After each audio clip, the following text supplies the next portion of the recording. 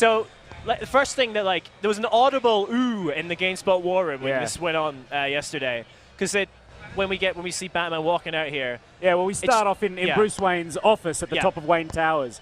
So Batman's suiting up into this awesome new Batsuit, which is much more kind of military in its design. You know, Batman Arkham Knight is Batman going to war in Gotham, so it's much more kind of heavy, hardcore, but it's still got everything he needs in terms of flexibility to be agile. But and then the first thing is, man, it just looks beautiful. And the draw distance is ridiculous. This reveal of Gotham City is...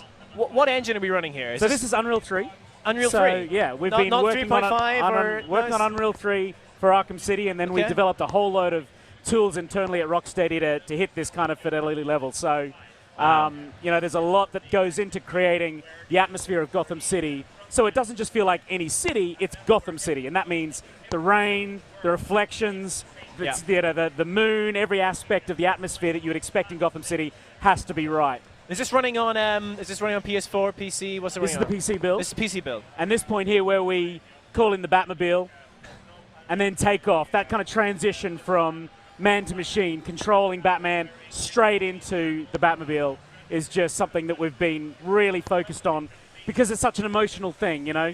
Now, there's quite a lot of destructibility there, so even just like a barrier. So is a lot of Gotham City this time around trashable in your tank of a Batmobile? It's epic destruction, you know. That was something that was important to us because the idea of driving the Batmobile isn't just about driving fast. It's about taking any shortcut you want to get to your objective point as quickly as possible. Removing any obstacle in the way, right? Exactly.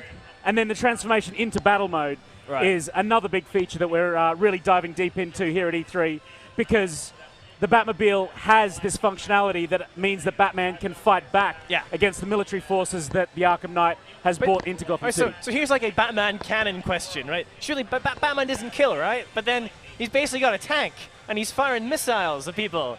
Doesn't that kill people? Firing missiles at unmanned drones. Oh, so they're drones. All of these tanks are under control of the Arkham Knight. Gotcha. And that military force is a combination of live and drone targets. So if Batman comes up against a platoon of infantry, for example, he will switch automatically to less than lethal. But you see there that massive missile barrage that takes out all of those tanks in one hit. So it's like a supercharged move, and then you hit top speed, you can eject out, and then you're back up there, gliding across the skyline of Gotham City. Amazing. And that, you know, for being in the middle of a battle, and then within a heartbeat, it's just serene and quiet, and then you can focus on where you go next. I really love that kind of emotional interplay. So the city, I mean, it looks pretty expansive. How early in the game are we here? Like, does the whole city start off open to you as Batman, or do you unlock sections, or how does it work? You develop as you move through the city. So the idea of building out the entirety of Gotham City was a huge technical and creative challenge for us, but something that was so critical because we know that that's what gamers want. That's what we want to do as a studio as well. So there's very distinct districts within Gotham City, and you can see the design of the buildings here are much more kind of modern, much more commercial. Did you see the game just start to go there? Do you feel this? Because this is the moment of terror last night that we dropped at the Sony E3 press conference. We wanted to make a big reveal of Scarecrow. And this was being played live at the time. Exactly. So for us, fear at E3 in the context of a press conference is technical disruption, something going wrong, and ultimately the game crashing. So Scarecrow uses fear as a weapon. And we wanted to give everyone a sense of what, as a game developer, genuine fear feels like. So Scarecrow crashing the game and then breaking through that crash to reveal Scarecrow was something that we kind of, as an idea, really excited us. And then to see it come off last night and people like, whoa, was that deliberate? Was that intentional? I was sitting there in the seat just sweating. But I think it went down pretty well. Absolutely. No, it definitely did. I think there was that, like, oh, wait, what? Is this meant to happen? Yeah. What's going on? Like 3 really uncomfortable seconds. His face is really messed up. Is he like melting? Well, the design of Scarecrow, because he's such a critical character, such a massive character, we've been working on how his return would take shape ever since the end of Arkham Asylum. We left him out of Arkham City so we could bring him back in Arkham Knight. Is this gas mask like fused into his face there? I know, right? That's not how it's meant to work. I know. You have to put it on. God, okay. So, so we've seen Scarecrow. I mean, and the Batman, like in Batman Arkham City and Asylum, you know, there was always a number of Batmans nemesis would appear throughout the game. Is this going to be another one of those situations? Are we going to see all the old favorites? Well, this is the thing about Batman. Like, no Batman experience is complete without an immense rogues gallery. But for us, we really wanted to focus on the heroes and the allies as much as the enemies and the villains in Arkham Knight. So, we talked a lot about the Arkham Knight character himself, the way that he teams up with Scarecrow and how Scarecrow is running the show and uniting the rogues gallery. But Batman also has his own side, whether it's Commissioner Gordon or Barbara Gordon, Oracle, and all of the heroes and allies that give Batman support.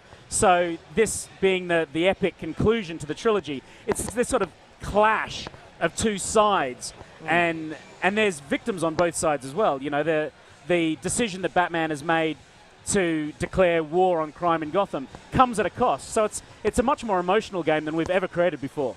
Well, let's talk combat, right? Because obviously with Asylum, you guys kind of set a bar in a way for how third-person action combat was going to go, and a lot of other games have taken that and tweaked it, and it's been really successful for lots of people.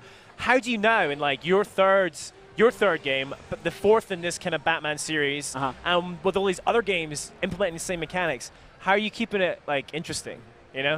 It's always about evolution. It's always about iteration, and the good news for gamers and Batman fans is that's in our DNA at Rocksteady. We work incredibly hard, always just finding those little incremental improvements. So new moves like the Fear Takedown that you would have seen just before we go into the Penguin weapon cache there. In Arkham Asylum and Arkham City, we had the ability to really change up combat by just giving one thug an assault rifle or a shotgun. If it's Batman against 20 unarmed thugs, he's just going to clear that room without too much trouble, because free-flow combat really allows you to do that and dominate. But give one of them a gun, and you really have to think about how you take that guy down. So coming into Arkham Knight, we wanted to create a move that could allow you to dominate armed thugs with that same sort of seamless dominance. So the Fear Takedown is an extension of the Invisible Predator gameplay, and if you get the opportunity for it, you can, with one move, seamlessly take out up to 3 armed thugs. And it breaks up the kind of flow of combat, making you feel like you're a complete badass, but in a totally different way. So it's just one example of the way that we're always evolving and always iterating the free-flow combat system. Okay. So what about, we've talked a bit about this new Gotham City. I mean, how big is it in terms of scale, and how detailed is that? What's changed from what is basically this new next-gen hardware enabled you to add that wasn't there in Arkham City? Scale and detail. That's the thing that is always the trade-off. If you want to go big, you can't really go detailed. If you want to go detailed, you can't really go big. But with the horsepower of next gen, we decided, right, Batmobile is our thing. Batmobile is the heart and soul of the game. The Batmobile drives really fast. The Batmobile can cover a lot of territory. So we're going to need a big game world so that you're not just hitting the edge of the game when you're driving at that sort of top speed. So building out the entirety of Gotham City, that was something we knew we needed to do. But then at the same time, you can just get out of the Batmobile at any time. This is not a driving game. It's not a driving mode bolted onto a Batman game. It's man and machine. You've got the choice how you play this. So if you just want to get out of the Batmobile and walk down the street, each of those buildings and the water running down the brickwork and the paintwork that's part of the graffiti on a telephone box, gamers are going to be able to see that up close, and it needs to be beautiful and high fidelity. So the advantage that you get with committing exclusively to next gen is you can do that epic scale with that high fidelity detail that we just couldn't do with previous platforms. Cool. Well, guys, if you're watching at home and you have any questions for Dax, now is the best time to either tweet them directly at me, that's at CamFrazRob, or just chuck them down in the comments. I'm going to try and pull that up just now. I still have more questions, though. You don't get away just yet. Don't get just yet.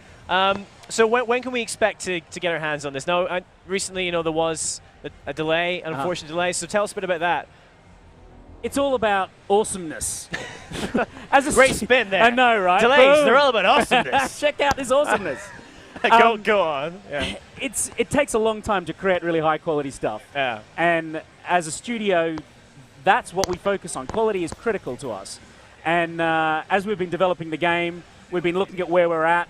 We know where we want to go. And it's just a task of looking at how much time do we have left and can we hit that awesome level of quality.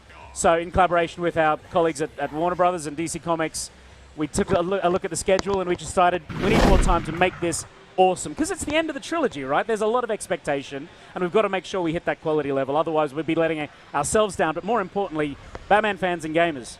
So when can we expect to see more then? Are you guys going to show off something, just little bits of Gamescom, or is it all just like quiet on the Western Front now until it becomes to, like, I don't know, next year? What's your plan? It's got to be People are going to be hungry for more, right? Like, in the lead up to E3, it's just like this black hole of time. Yeah. And it's really hard to get beyond light speed, to see beyond the black hole, right? Yeah, so absolutely. We've put together a load of content for E3. We've made the battle mode reveal is obviously a massive part of what the Batmobile brings in terms of gameplay.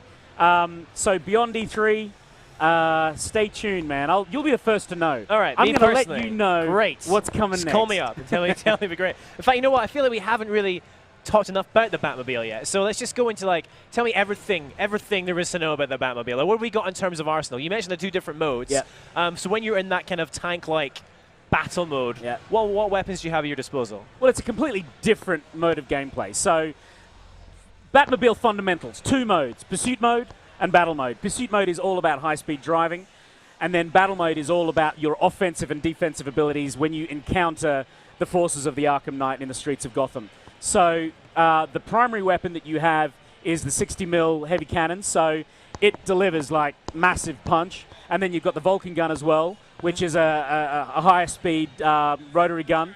So both of those are used to take down tanks, and you can zoom in and out for precision hits.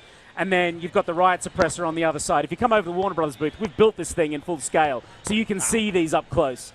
We've also got rockets on board. So in a demo we showed a couple of months back, taking out cars and trucks and other vehicles using rockets. So in pursuit you can fire those. And also the missile barrage that we see at the end of the demo here to take out multiple enemies at the same time. So, but just drones.